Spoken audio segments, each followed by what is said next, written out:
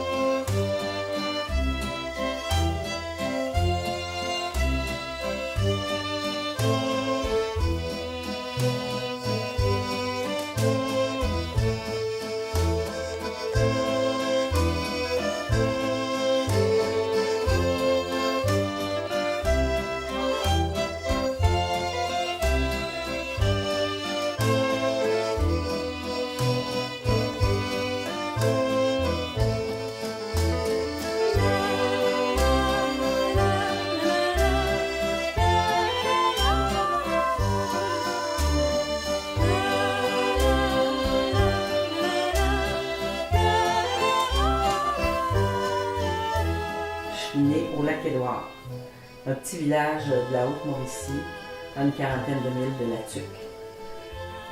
De parents,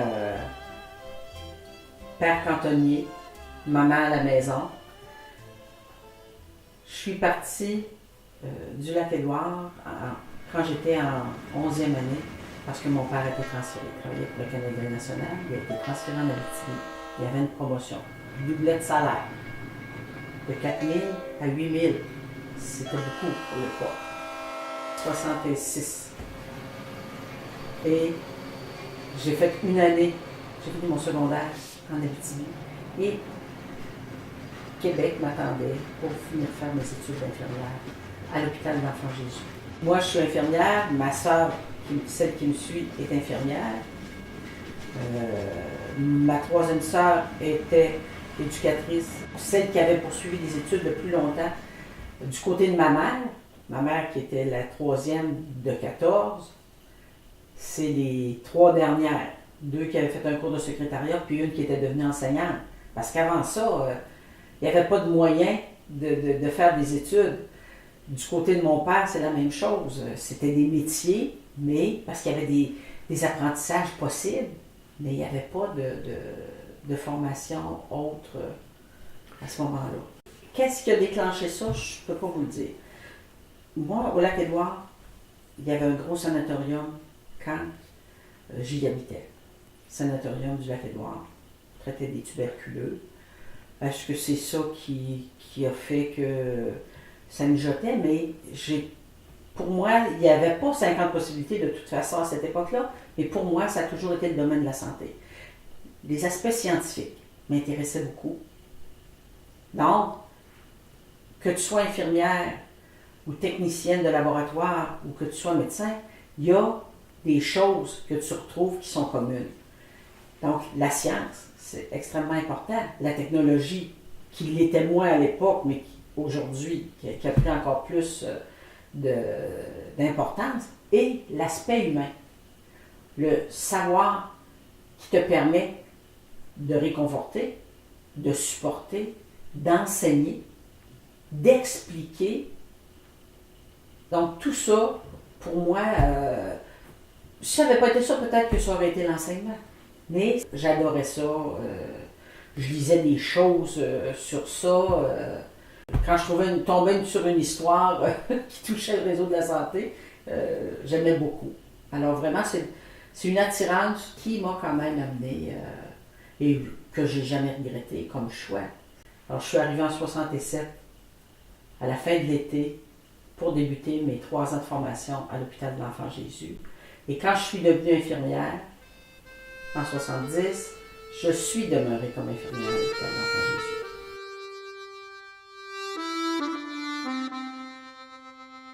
Mon premier livre que j'ai lu sur le syndicalisme, c'était un livre qui appartenait à mon père. Je suis incapable de vous dire qui était l'auteur, mais je me rappelle du format, grand comme ça. La couverture était un peu moutarde. Puis, je me souviens de l'avoir lu, je n'avais pas compris grand-chose, j'étais très jeune à l'époque. Mais mon père était un homme très posé, il parlait parfois de son travail, mais parler de gros problèmes, non. Parler de retraite. J'ai entendu mon père parler de retraite avec ma mère. Parce qu'à cette époque-là, il n'y avait pas, au CIN, il n'y avait pas de régime de retraite obligatoire. Et même s'il n'était pas obligatoire, je me rappelle que mon père l'avait pris, s'était inscrit, et il avait pu racheter des années antérieures, qui avait travaillé, qui avait commencé à travailler à 16 ans, qui avait pu racheter, et il payait ça à temps par paye, ce qui veut dire que c'était peut-être 15-20$ par paye qui partait, ce qui était important quand la paye qui rentre aux 15 jours était de 110$, 120$. Mais c'était important, puis ma mère comprenait ça. Donc, ça, j'ai entendu beaucoup parler de ça, et pour ça, on a été sensibilisés très jeunes à se préparer à la retraite. À 8 ans, j'avais été élue présidente de ma classe. Ça ne veut dire grand-chose dans ce temps-là. Puis en plus, c'était des classes multiples, nous autres. 1, 2, 3, 4, 5, 6, 7. Étudiante infirmière, la dernière année, j'étais présidente de ma classe quand j'ai gradué. Mais sinon, j'ai jamais été quelqu'un qui s'imposait. Les gens venaient me chercher. Parce que je ne donnais pas d'opinion les masses en l'air, mais je donnais mon opinion. Puis il faut croire que ça les rejoignait, là, parce que souvent on venait me poser des questions, même si je n'étais pas à ce moment-là représentante syndicale ou agente syndicale, on venait me poser des questions. Je m'occupais de mes affaires, mais rapidement, quand j'ai gradué comme infirmière, en 1976, avec des amis, des collègues d'autres établissements, on s'était payé une formation en procédure d'assemblée pour être capable d'agir avec le Code Morin si on allait dans des réunions, pas se faire coincer par une procédure. Alors on s'était payé, on était une douzaine, quinzaine, on s'était payé une formation pour savoir comment gérer une réunion, comment utiliser le Code Morin, etc. Et on trouvait que nos agentes locales n'étaient pas toujours très revendicatrices. Ils ne demandaient pas beaucoup de modifier des choses. Il y avait du brasse camarade à certains endroits, mais dans beaucoup d'endroits, c'était très low profile. À Québec, c'était la Fédération des SPIC. Le syndicat, c'était un syndicat régional, qui était le SPIC, syndicat professionnel des infirmières et infirmiers de Québec, qui était membre de la Fédération des syndicats professionnels d'infirmières et infirmiers du Québec. Et il y avait le niveau local, le régional et le national. Donc, il y avait les 3 paliers. Mais la structure de délégués élus dans l'établissement pour aller élire les responsables régionaux ou les responsables fédéraux, ça a commencé là, à cette époque-là.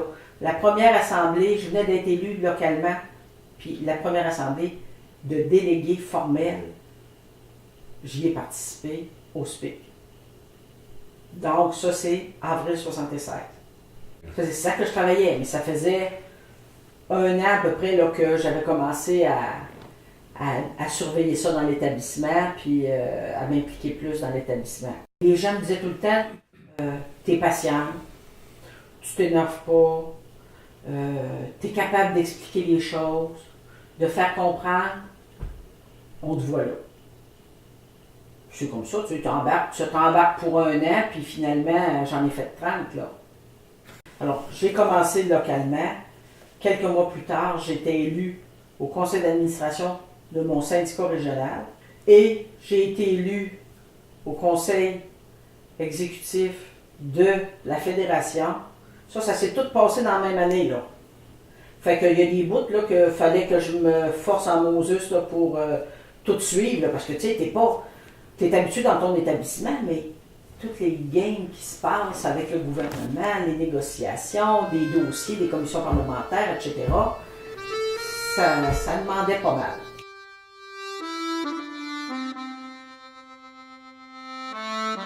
Moi, j'ai décidé de me présenter, on était à l'été 93. J'avais rencontré Diane. Diane était présidente à ce moment-là. J'avais rencontré Diane pour lui dire que je me représentais. Je m'étais présentée contre elle en 91. Je n'avais pas été élue. Je lui ai dit que je me représentais en 93, qui était 2 ans plus tard. Maintenant, c'est des cycles de 3 ans, mais à cette époque-là, c'était des cycles de 2 ans. Et je lui avais dit, je me représente pour tel et tel motif. Moi, j'ai tel projet, j'aimerais qu'on fasse telle chose.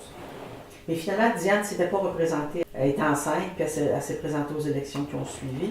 Et j'ai eu une autre collègue d'un syndicat du Saguenay qui s'était présentée aussi. Alors, il y a eu des élections à la présidence et j'ai été élue en 93. Et j'ai été réélue jusqu'à ce que j'annonce en décembre 2004 en Conseil fédéral que je ne briguerai pas un nouveau mandat en juin 2005.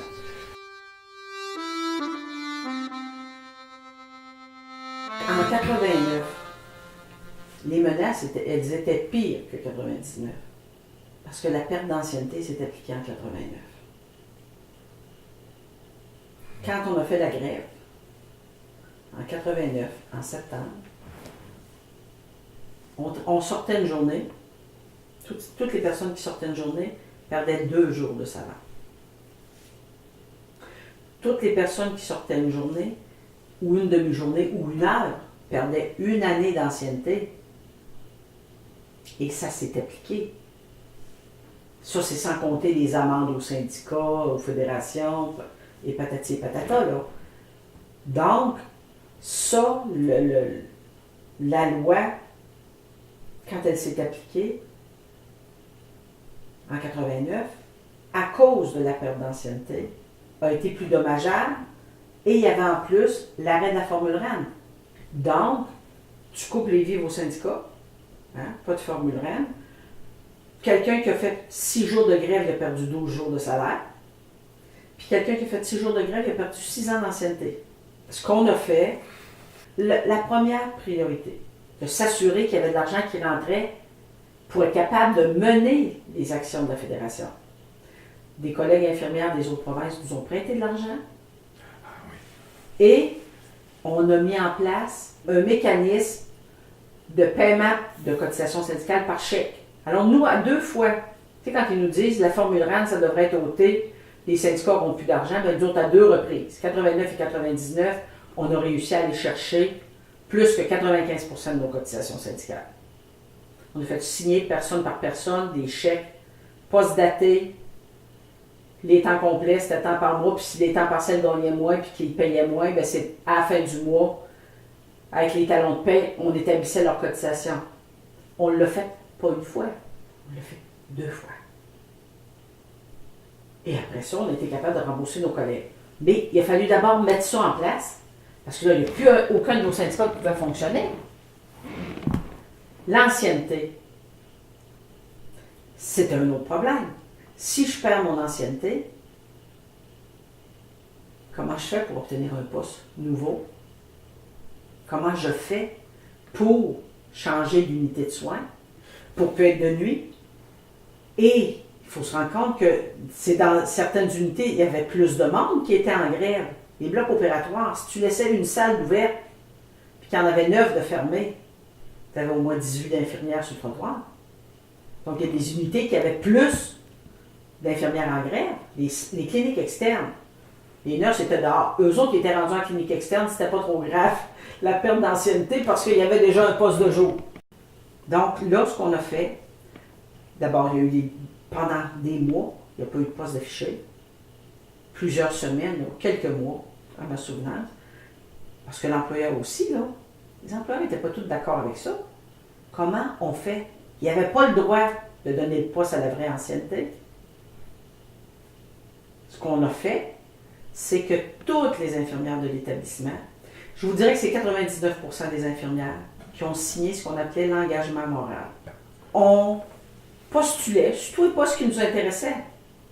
L'employeur nous avait dit, tu as perdu 5 ans d'ancienneté, toi, tu en avais 15, tu en restes 10. Alors, on partait de la liste de l'employeur, puis on partait de l'ancienne liste, et c'est nous qui gérions la liste d'ancienneté. Il a fallu convaincre nos employeurs de nous remettre la liste des postes, les affichages. Il y en avait 75, 100 qui avaient postulé sur ce poste-là. Et là, nous, on les passait la plus ancienne selon l'employeur, mais était la 12e. Alors, on rencontrait cette infirmière-là. Tu n'es pas la plus ancienne, c'est telle personne. Elle allait voir l'employeur et elle disait, je ne le prends pas le poste.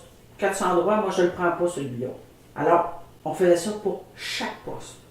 On était 4-5 dans le local syndical juste à gérer les postes. On a fait ça pendant 2 ans. C'était extraordinaire comme solidarité, mais une job infernale. Tous les postes sont passés dans nos mains pendant cet espace-temps-là jusqu'à ce que, finalement, ils rétablissent la véritable ancienneté. Ça a été extraordinaire comme processus. Troisième point, c'était comment compenser les infirmières qui avaient fait effectivement la grève parce qu'elles étaient dans des unités dont on avait diminué le volume énormément. Les cliniques externes étaient fermées. Les blocs opératoires, on laissait le service d'urgence, dépendant de la grosseur de l'hôpital, ça pouvait être 1 ou 2 salles. On avait toujours du personnel prêt à entrer au besoin. C'était sur la ligne de piquetage. Ça prenait 10 minutes, il était en dedans. Des autres qui avaient fait la grève. Ce qui fait que là, c'est une méthode qui est originaire de mon hôpital, de l'Enfant Jésus.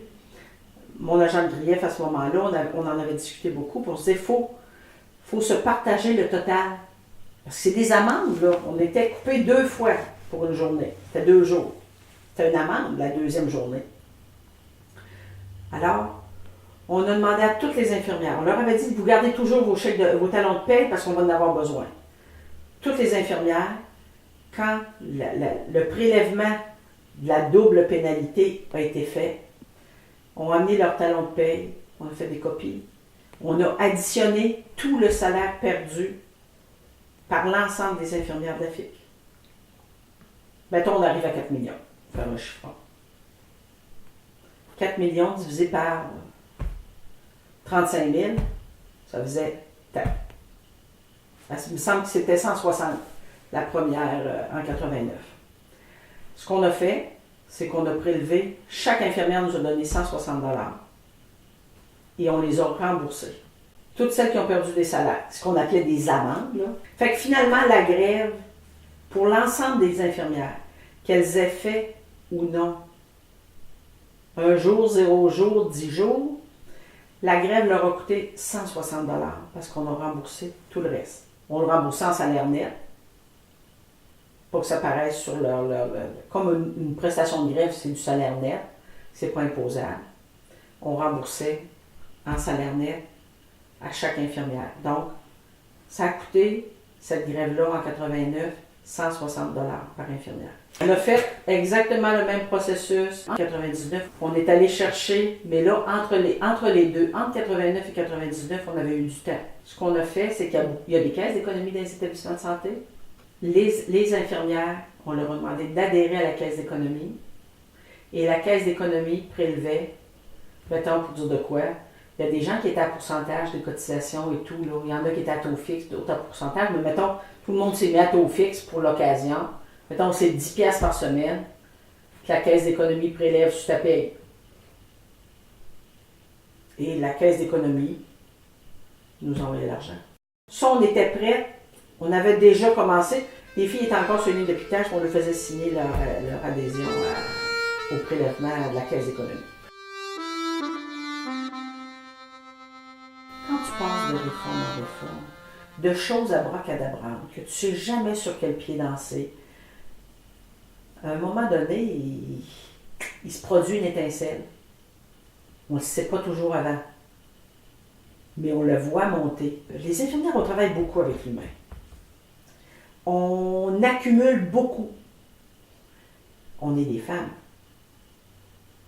L'exemple que je prends tout le temps, 5 ans, 10 ans, 15 ans, 20 ans de mariage. Puis à un moment donné, il y a 2 sacs verts sur le perron. Le gars ne sait pas pourquoi que les 2 sacs verts sont là. Tu as dit 1000 fois. Mais là, la coupe est pleine. C'est fini. Il n'y a plus de parlementage. Il n'y a plus de discussion. C'est fini. Il y a une patience chez les infirmières. Et moi, je pense qu'à un moment donné, c'était cette espèce de trop-plein-là qui s'est exprimé de cette manière-là. Le non-respect de ce qu'elles étaient, de ce qu'elles faisaient, c'était là. N'en jetez plus, la cour est pleine. Nous, en 99, on ne voulait pas sortir en grève. On ne voulait pas. On leur recommandait d'attendre parce que nous étions le premier groupe syndical dans le processus de négociation. Et on disait à notre membre, le gouvernement ne nous donnera rien parce qu'il va avoir peur du pattern qu'on va établir. C'est pas le bon moment. Mais ils n'en pouvaient plus, puis ils sont sortis, puis on était avec eux autres, là. Mais nous, l'analyse qu'on en faisait, c'est qu'on aurait dû attendre un peu. Que les choses se précisent. Mais il y en avait soupé. En 99, quand on a fait le vote de grève, il a passé, pardonnez-moi les chiffres, là, il me semble que c'était à 61 ou 63%. Mais il y avait 56% de votants sur l'ensemble de nos membres. J'étais en conférence de presse dans une petite salle au Hilton et les journalistes me disaient, Madame Skeen, voyons donc, ça veut dire que sur le nombre de vos infirmières, il y en a à peu près 25%, 30% qui ont voté. 60% de 56%. Je dis, faites attention. Je vous dis que si elles ont voté pour et qu'il est nécessaire, elles vont la faire, la grève. On a fait 3 semaines.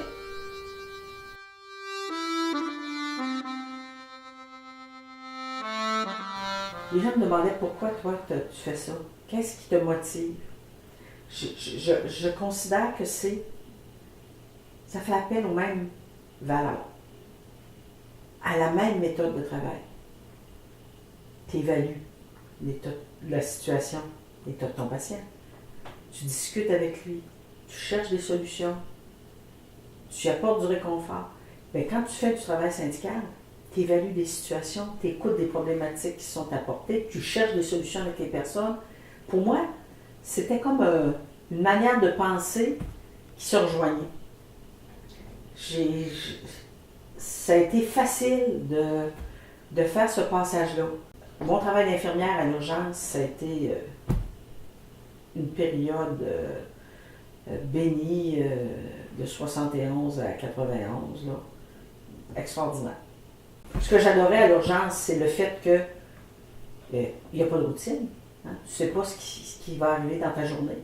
C'est constamment en mouvement. Tu travailles avec plein de monde.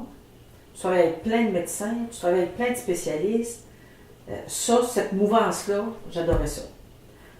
De la même manière, quand on est du côté syndical, pour ça que je dis les rencontres, tu rencontres différents points de vue, aller expliquer les choses, faire comprendre, aller chercher. Le militantisme, c'est des petits pas. Alors, il y a des grands coups, comme les grèves, mais dans le quotidien, c'est les petits pas qu'on fait faire aux personnes pour les amener à solutionner leurs problèmes, qui, pour moi, dans le fond, c'est la base de tout. C'est la base de tout le reste. C'est ce qui nous permet de faire cheminer un groupe. Les petits points, les choses qui les raccrochent, qui leur fait comprendre jusqu'où on va aller, pourquoi on va y aller.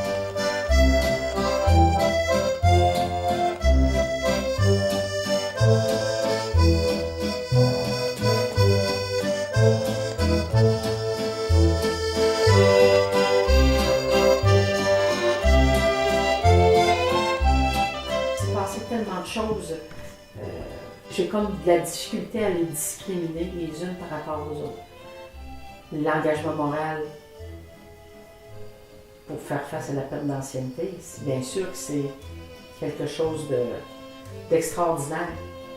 Alors, moi, je ne suis pas désespérée quand j'entends des gens au gouvernement qui nous disent, des patrons qui nous disent, la formule REM, il faudrait abolir ça et tout. Nous, à 2 reprises, pendant 1 an et demi, 2 ans, on est allé chercher des cotisations syndicales avec des chèques.